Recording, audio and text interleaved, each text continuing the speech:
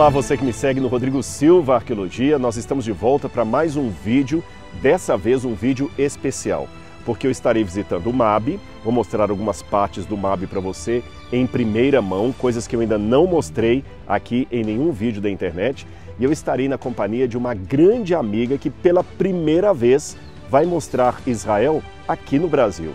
Amiga, falar de Israel? É isso mesmo. Bem-vindos ao Israel com a Aline aqui no Brasil. Aline, vem cá. É um prazer estar com você. Shalom. Shalom, pessoal. É um prazer estar aqui hoje.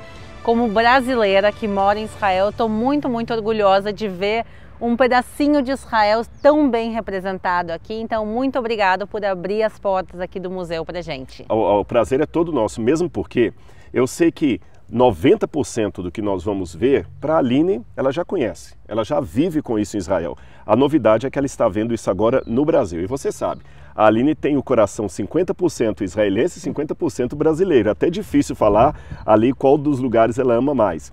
Então nós vamos fazer, nesse momento, essa confluência da amizade. Você vai ter Israel com a Aline no Brasil. Então, bora começar?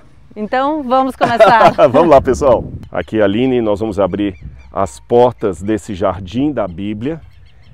Eu não sei se o pessoal vai estar captando em casa o som dos pássaros cantando aqui. Olha lá, tem pássaro. Parece que eles dão até um colorido diferente aqui, com a sua imagem, com a sua presença e também com o canto deles, sabe? Tornando esse lugar ainda mais lindo. E você já vai começar a sentir Israel desde aqui com as árvores que nós temos.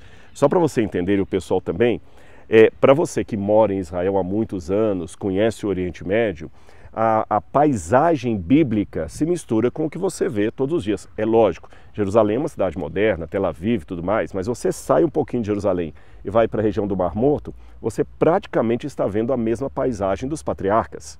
A mesma coisa, o deserto não muda tanto assim. Então você vê as árvores mencionadas na Bíblia e com a vantagem que você ainda vê sabendo o nome em hebraico. Muita gente no Brasil lê a Bíblia e não faz a mínima ideia do que são aquelas árvores, aqueles elementos mencionados ali. Então a gente plantou aqui esse jardim só com árvores do Oriente Médio para as pessoas terem uma noção em casa do que é o ambiente da Bíblia Sagrada.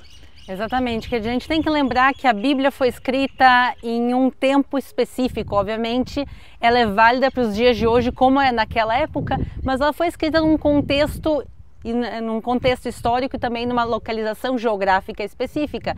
Então a gente vê que a Bíblia muitas vezes usa também expressões ligadas à natureza, a plantas, o joio, o trigo, tanta coisa é falada, o mel, que mel era, então tanta coisa que é falada na Bíblia faz muito mais sentido a gente entender ele quando a gente realmente conhece mais a fundo a geografia, a botânica, os animais, tudo. Então nos ajuda a entender e conhecer mais a fundo a Bíblia. Então realmente eu estou me sentindo aqui em casa. Exatamente. Olha, isso já tem a aprovação da Aline, que a gente já está no rumo certo, né? Falando, não, isso aqui não é bem assim não, né?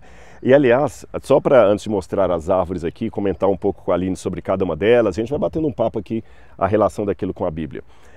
Você sabe que todas as religiões que se baseiam na Bíblia, seja o judaísmo, que tem a Tanakh ali, que a gente chama de Antigo Testamento, seja o cristianismo, que tem o Antigo e o Novo Testamento, essas religiões geralmente procuram as doutrinas bíblicas para seguir. Por exemplo, você tem ali o judeu tem a questão do Shabat, você tem a questão da circuncisão, os cristãos têm a questão da Santa Ceia, são doutrinas, a visão de Deus, o Deus único. Mas você sabia que de todos os livros da Bíblia, 80% deles não são doutrina, são histórias. É geografia, nome de pessoa, nome de cidade, nome de rio, data, episódio histórico. E os 20% da Bíblia, que seria um conteúdo doutrinário, estão espalhados nesses 80% de história. Por isso que é fundamental, pessoal, ao estudar a Bíblia, entender o contexto em meio ao qual a Bíblia está escrita. Por isso que há canais como Israel com a Aline, Rodrigo Silva Arqueologia, onde a gente procura colocar para você esse contexto, essa ambientação bíblica. E já que você falou de mel, nós temos uma árvore aqui que simula o que seria o mel da Bíblia, né? Essas árvores aqui. Então, pessoal, aqui do nosso lado a gente está vendo tamareiras. E às vezes pode não parecer tão lógica a conexão, o que uma tamareira e tâmaras tem a ver com mel. Porque quando a gente fala aqui no Brasil sobre mel, o que vem à cabeça é o mel de abelhas. Isso. Já que você falou de mel de abelha, consegue focar aqui? Tem várias abelhas aqui pegando mel, olha. Não sei se dá para pegar aqui várias, tá vendo? Vamos ver se ele dá o zoom aqui, ó. Isso aqui não foi combinado, viu, Aline? Eu ia falar que a gente pediu as abelhas para vir para cá na hora que você falasse do mel. Aqui, tem uma aqui, olha, tem várias abelhinhas aí, elas estão pegando o pólen das plantas, tem outras ali, olha, tá vendo?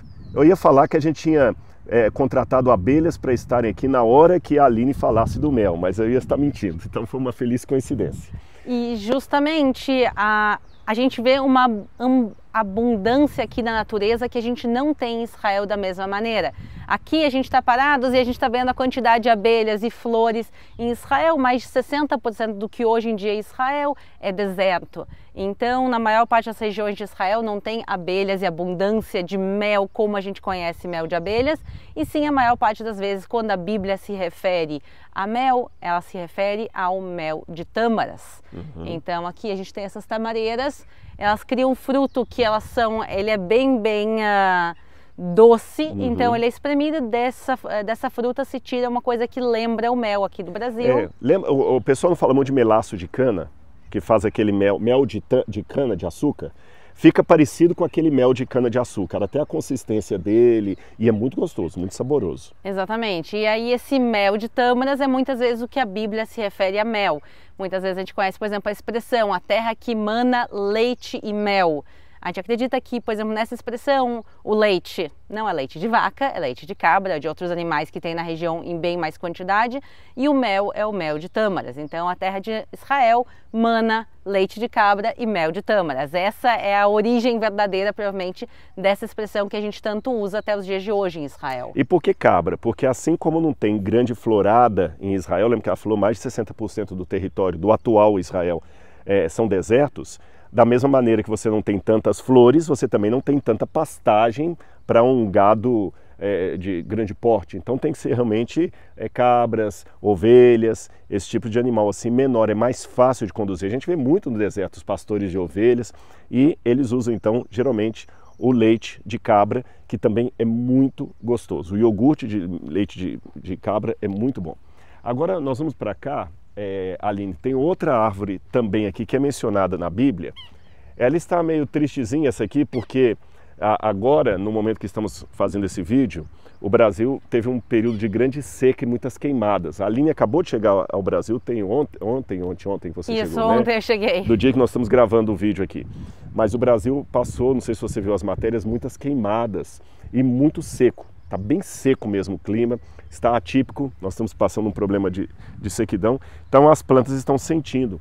Mas essa aqui é a amendoeira, que é tantas vezes mencionada na Bíblia também. Você consegue falar para a gente um pouquinho sobre a amendoeira e a primavera, como é que ela começa a primavera? Então, aparece várias vezes na Bíblia sobre a amendoeira, mas eu acho que o que eu mais sinto é quando eu estou em Israel, em Jerusalém especificamente, eu moro em Jerusalém, e tem sempre um momento do ano que é lá na primavera que eu começo a caminhar pela região da minha casa e de repente tu começa a olhar as flores das amendoeiras nascendo e assim, parece que é do dia para a noite que ela surge. Então, do dia para a noite tu olha e boa parte das ruas começam a ficar com essas flores brancas e realmente dá um clima tão alegre para Israel. Tu vê as flores, tu vê realmente, tu sente que tem alguma coisa chegando e é justamente a primavera. Então as flores da amendoeira, elas são usadas para marcar o início da primavera na terra de Israel. Nos tempos bíblicos, eu acho que a gente tem essa sensação até os dias de hoje. Uma política de Israel, política não no sentido de política de governo, mas sim uma política do convívio em Israel é que quando a gente tenta plantar novas árvores, tem um grande projeto de arborização em Israel, quer dizer, Israel é o único país do mundo que terminou o século XX com uma quantidade significativamente maior de árvores do que começou. Então Israel está sendo atualmente arborizada, eles têm plantado árvores e a ideia justamente, a política é plantar de plantas locais. A gente tenta não importar plantas estrangeiras e sim manter as que a gente tem. Então, amendoeiras, tamareiras, as oliveiras. É bonitinho, meu filho e aí que não tem nem 3 anos, ele sabe identificar. Então, a gente passeia na rua, ele diz, aqui, ele não chama de oliveira, ele diz árvore de azeitona, árvore disso, árvore daquilo, quer dizer, parte da nossa cultura, manter a mesma fauna e flora que a gente tinha. E olha, é interessante a Aline falar isso. No Brasil, por exemplo, a árvore que marca o início da primavera é o ipê. Então, a amendoeira tem em Israel quase o mesmo papel do ipê, só que tem um significado simbólico muito grande sobre tudo isso. Tem uma passagem do profeta Jeremias em que Jeremias está desolado porque Jerusalém estava sendo atacada pelos babilônios, já estava na iminência de ir para o cativeiro da Babilônia, o reino estava arrasado. E Deus então tomou o profeta Jeremias numa visão e falou assim: Jeremias, o que você vê? Ele falou assim: eu vejo um ramo de amendoeira. Ah, você viu bem, porque eu estou prestes a cumprir a minha palavra, despertar para cumprir a minha palavra. E no hebraico existe um trocadilho entre a palavra amendoeira, que ele usa, e a palavra despertar. Ou seja, Deus faz um trocadilho para mostrar ao profeta: não perca a esperança. E usa justamente essa árvore aqui como modelo. A única coisa que acontece aqui no nosso jardim, Aline, vamos andar mais um pouco aqui, é que pelo fato de estarmos num clima tropical, algumas acabam sofrendo uma certa transformação. Às vezes elas não ficam exatamente como lá. Então tem todo um trabalho, gente, nós temos um trabalho de botânica aqui muito sério para que essas árvores consigam conviver bem, num clima que não é necessariamente o original delas. Por exemplo, tem árvore aqui do deserto, você vai ver daqui a pouquinho a acácia. E nós estamos num clima que não é deserto, embora hoje esteja bem quente, tá bom? Tem uma outra árvore aqui, essa para mim ela é muito... Eu estou até meio triste porque teve uma ventania aqui e ela tombou. Tal foi a ventania que teve no Brasil há uns 3, 4 dias atrás. Então eles colocaram um calço e estamos torcendo e orando a Deus para que ela não tenha morrido. Esta aqui é a Spina Christi. Ela não é mencionada na Bíblia Sagrada. Ela não é mencionada. Mas ela é o único espinheiro que dá nos arredores de Jerusalém que ele é maleável. Se o David conseguir olhar ali, veja os espinhos que ela dá mesmo na ponta dela, estão vendo? Ela é toda cheia de espinhos. Há outros espinheiros em Israel e Jerusalém, só que os outros são quebradiços. Esse é o único que dá para você movimentar e tecer uma coroa de espinhos. Então alguns acreditam na possibilidade de que esta poderia ser a árvore da qual fizeram a coroa de espinhos de Jesus, por isso que o nome em latim dela é Spina Christi. Exatamente, faz todo sentido para quem conhece a botânica local de Israel. Quer dizer, a gente consegue ver que sim, é possível fazer uma coroa de espinhos, e não só isso, a gente tem artesãos em Jerusalém que fazem com ela até os dias de hoje. Então tu, por exemplo, caminha pela Via Dolorosa e tem ali algumas lojas de souvenir, de lembranças, principalmente lojas cristãs, e tu vê em algumas, eles colocam até simbolicamente, algumas têm à venda e outras eles colocam simbolicamente. Então até os dias de hoje tem pessoas em Jerusalém que sabem transformar essa árvore em uma coroa maleável para poder colocar na cabeça de uma pessoa. Obviamente ninguém usa ela hoje em dia, mas é possível. E um detalhe, essa aqui ainda está pequena, mas quando ela atinge um tamanho grande, ela vira uma árvore mesmo, e os espinhos ficam desse tamanho aqui.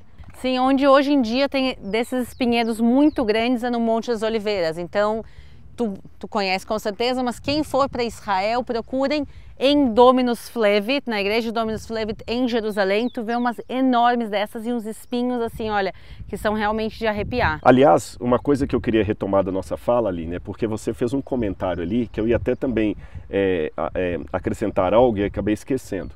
A Aline falou em determinado momento da nossa conversa que Israel, do século XX, e vamos colocar século XXI também, foi o país do mundo que conseguiu o feito de ter mais árvores plantadas no final do século XX do que quando o país começou. Porque o que significa isso? Todos os países hoje têm menos árvores do que no início. Por exemplo, se você comparar o Brasil de 1500 com o Brasil de hoje, tem menos árvores do que em 1500. Se você pegar os Estados Unidos de 200 anos atrás, hoje tem menos árvores do que antes. Israel não. Se você pegar quando começou o Estado de Israel e o Israel de hoje, ele tem mais árvores do que quando começou, fez o processo inverso. Mas o que eu ia comentar é justamente um testemunho a esse respeito, porque aqueles que estão nos assistindo que já foram a Israel vão identificar a paisagem que eu estou falando. Quem ainda não foi, pode colocar no Google ou anotar aí na sua lista dos sonhos para conhecer Israel. Um dos lugares mais arborizados de Israel é justamente a parte norte, é a parte da Galileia e subindo até a fronteira com o Líbano, principalmente quando vai para Dan, ali. Nossa, é lindo lá, muito arborizado. Mas essa parte da Alta Galileia, que é tremendamente arborizado, no início do Estado de Israel, era uma região pantanosa. Ali tinha muito, era mosquito da malária, doença, pântano. e hoje é um lugar arborizado, apenas para dar um testemunho desse trabalho. Ou seja, além do grande feito de ter mais árvores plantadas agora do que antes, tinha o desafio de transformar uma área pantanosa num lugar habitável e com muitas árvores. Eu acho que chega a ser um pouco irônico. Israel é um país que é praticamente todo deserto, quer dizer, mais de 60% de Israel é deserto, e as poucas regiões que sim tinham água, como no Emek Ha'ula, que é no norte de Israel, justamente tinha pântano. Então, quase não tem água, e onde tinha água tinha pântano, e também era uma região que não se conseguia fazer agricultura, não se conseguia viver por causa de todas as doenças que tinham, malária. Os mesmos mosquitos que a gente tem aqui no Brasil, como o Aedes aegypti, que é o que transmite a dengue, também existe em Israel. A gente não tem a dengue lá, mas a gente tem os mosquitos. Então, realmente, eles conseguiram o feito de ter ao mesmo tempo deserto e pântanos. E aí Israel o que fez, na realidade, foi redistribuição de água. Então, drenou já há muito tempo, mas drenou esses pântanos, e essa água então é usada para agricultura, para outras regiões da Galileia, e assim se conseguiu justamente expandir a área verde. Mas uma coisa que eu preciso dizer também que dói muito na gente, quem mora em Israel e não se fala disso, são os incêndios que estão acontecendo em Israel. Todo verão sempre tem uma parte, às vezes, que está queimada. Mas justamente ninguém está falando disso, os incêndios desse ano. O que acontece é mais de 8.000 mísseis foram lançados pelo Hezbollah contra Israel, boa parte deles durante o verão, que é uma época muito seca. Também a população no norte de Israel foi evacuada, se parou de irrigar, ficou seco, e o Hezbollah está lançando mísseis, e os mísseis estão caindo e está pegando fogo.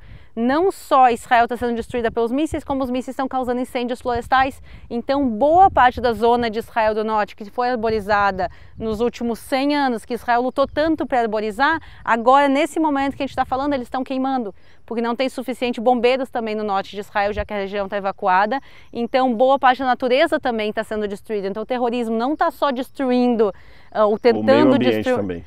O terrorismo não está só tentando destruir Israel como uma nação, Israel como um país, Israel bíblico, eles também estão destruindo a natureza, e eles estão causando incêndios florestais, e é uma quantidade gigantesca de terrenos que foram queimados, infelizmente, zonas florestais, animais. Então, realmente uma tragédia que está acontecendo.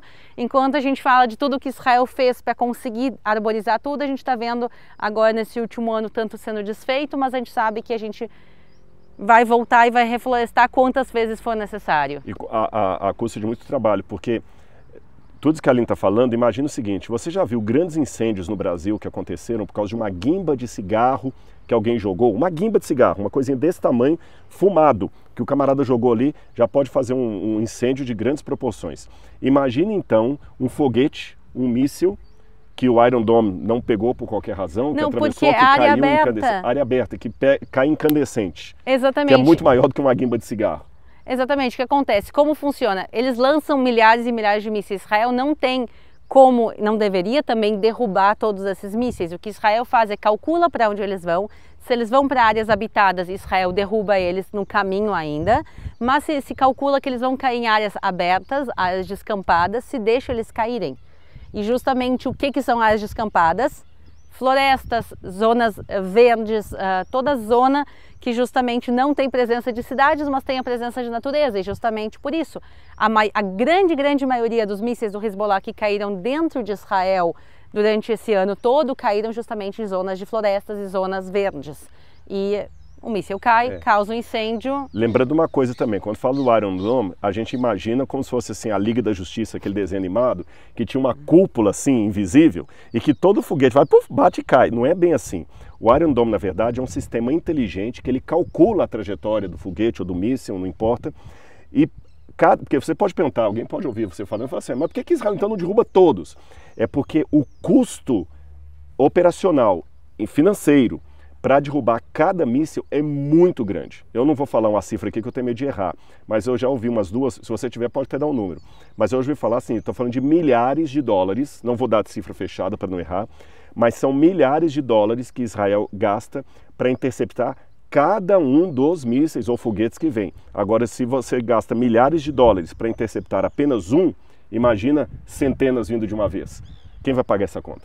Exatamente, é uma conta gigantesca que aí já é um problema ainda mais para Israel como pagar tudo isso, mas também produzir, eles lançaram, só o Hezbollah lançou 8.000 mísseis em 11 meses. Tu tem todos os que foram lançados pelo Hamas, tu tem pelo Irã, tu tem pelos Houthis, tu tem os vindos do Iraque, os vindos da Síria. Tu não tem fábrica suficiente para produzir tantos e tantos e tantos e tantos antimísseis do Iron Dome para poder derrubar. Então também tem uma questão estratégica toda. A guerra, infelizmente, é uma questão muito complexa, que muita coisa tem que ser calculada. Custos, obviamente, a primeira prioridade é sempre a vida humana, mas depois disso também, no momento que salva as vidas, se os mísseis não estão indo para as zonas habitadas, o cálculo é o que a gente vai fazer. A gente vai interceptar, não vai, como? E por isso os mísseis sim estão caindo em zonas de floresta e causando queimadas hoje em dia em Israel. E realmente é uma parte da tragédia da guerra que as pessoas realmente às vezes esquecem de falar. Porque a tragédia humana é tão grande, quer dizer, obviamente, todas as vidas que estão se perdendo de todos os lados do conflito, tanto em Israel como no Líbano, como também em Gaza, a nossa primeira prioridade é orar por eles e pedir realmente pela paz deles. Mas a gente também vê também as outras coisas que acontecem por trás que muitas vezes as pessoas... A mídia não conta. Não conta. E, gente, eu fico tirando base aqui, Aline, que para manter esse jardim é custoso e é difícil. Eu falei do dano, é um vento e tudo mais. Imagina você reflorestar, porque existe uma diferença. A floresta amazônica, ela já é grande o bastante para viver sozinha. Ninguém precisa ficar lá aguando. É lógico, tem o problema do desmatamento, dos incêndios também na floresta amazônica, mas eu não estou falando dessa tragédia humana. A floresta amazônica, por si só, ela sobrevive. Mas Israel não tem uma floresta amazônica. Tem árvores que foram plantadas no espaço de terra que é menos de 40% do território nacional de Israel. E você tem que conviver com ambiente, com poluição, com carro, com estrada, com reflorestamento. Dá muito trabalho. Ou seja, para manter um jardim desse, eu já tenho um trabalho tremendo, imagina reflorestar. Mas me mostra um pouco mais o jardim, vamos lá. Continuando aqui. Vamos sair um pouquinho agora do... Bom, antes de mostrar esse túmulo aqui, já que a gente falou de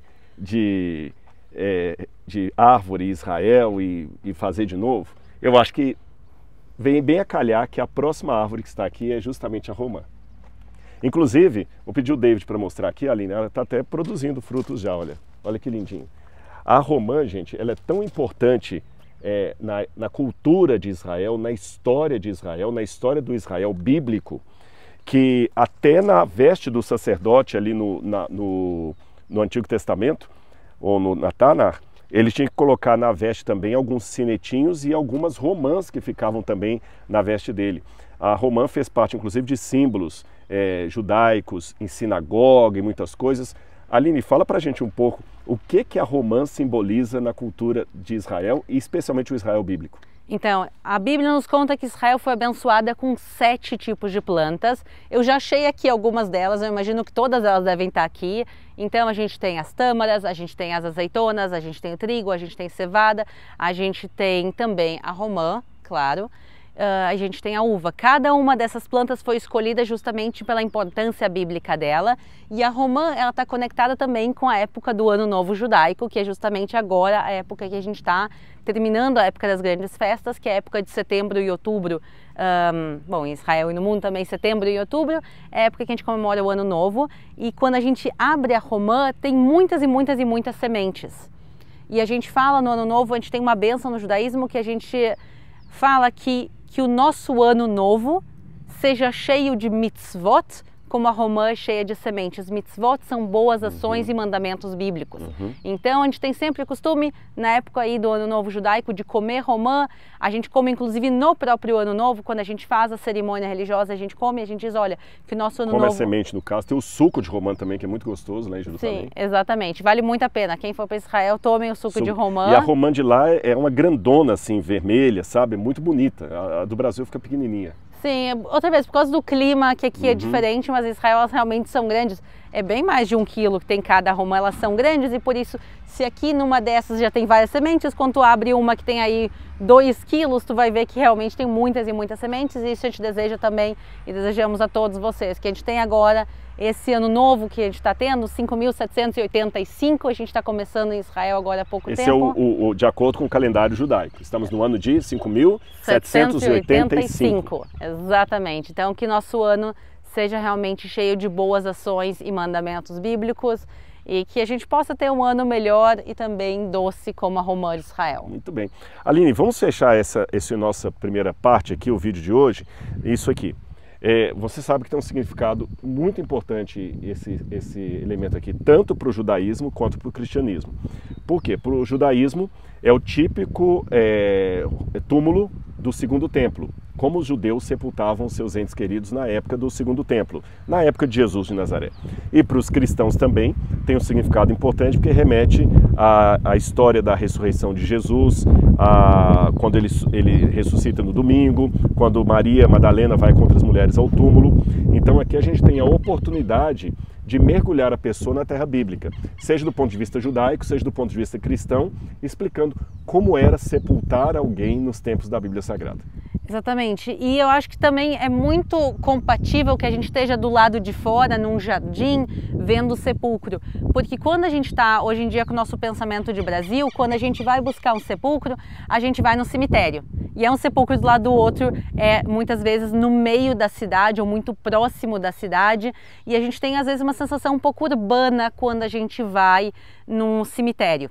E nos tempos bíblicos em Israel era justamente o oposto. Era obrigatório que as pessoas seriam sepultadas fora da cidade. Então, era fora da cidade e havia lugares que haviam mais sepulcros próximos um do outro, como no Monte das Oliveiras, mas muitos lugares eram sepulcros assim, sozinho, porque pertencia a uma família, e justamente no caso de José de Arimateia, que ele dá o seu sepulcro a Jesus, a Bíblia própria nos fala que ele constrói o sepulcro dele aonde?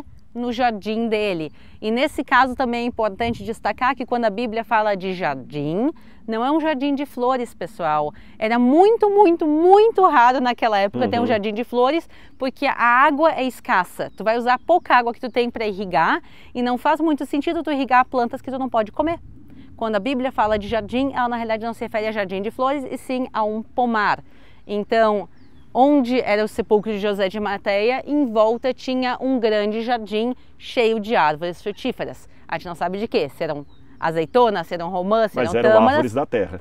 Árvores da terra e árvores frutíferas, então era uma zona agrícola e do lado o sepulcro de José de Arimateia. Você que lê a Bíblia na sua casa, o Novo Testamento, você já parou para perceber esses detalhes que ela acabou de mencionar aqui? Você viu como é que é rico você colocar o texto bíblico dentro de um contexto histórico? Você lê lá, não é? Que o túmulo de Jesus ficava próximo de um jardim. Talvez você imaginava um jardim de flores e ficava se perguntando por que flores? Por que esse detalhe no texto? Está vendo como que enriquece muito mais o nosso conhecimento da Bíblia, saber detalhes sobre a história? Aline, eu ainda tenho muita coisa para te mostrar, e se o pessoal já deve ter ficado empolgado com essas informações aqui, vão ficar mais ainda no nosso próximo encontro, que a gente vai continuar aqui fazendo outro vídeo, onde você vai conhecer, por exemplo, a hortaliça da semente de mostarda que Jesus falou, a árvore do Zaqueu, o sicômoro, que o Zaqueu subiu, e outros detalhes mais da história bíblica para você, direto do MAB, aí para sua casa.